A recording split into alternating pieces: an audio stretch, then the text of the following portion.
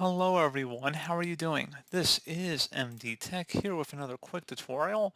In today's tutorial, I'm going to show you guys how to connect a wireless printer to your Windows 11 computer. So this should be a pretty straightforward process here, guys. And without further ado, let's go ahead and jump right into it. So this is a pretty general tutorial here. If you have your printer, I would recommend actually going online to the manufacturer's website and downloading the applicable driver setup software package for that printer that you can just download as a setup executable file and then just walk through the on-screen prompts. That's usually the easiest and most efficient way of how to actually update or install a printer. So if you are not going to do that and you just want to kind of go through some general tips, I'm going to show you guys how to set that up, through Windows. But again, in my case, if I had a printer, I would just go on to the manufacturer's website and download any utilities that they were providing.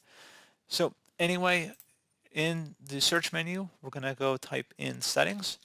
Best match should come back with settings. Go ahead and open that up. And then you want to select on the left side where it says Bluetooth and devices. So scroll down on the right where it says printers and scanners. Left click on that. And then select add device. Make sure your printer is connected to your computer and or it's connected to your network. So if your printer is connected to your network, make sure it's properly entered in the credentials and that it is accessible and visible to your computers. So make sure it's connected here.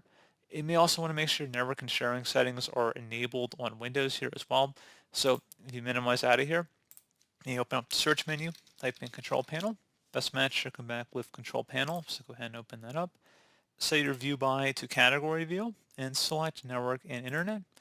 Select network and sharing center, and then where it says change advanced sharing settings on the left side, left click on that, and make sure network discovery and file and printer sharing are both turned on, and then select save changes.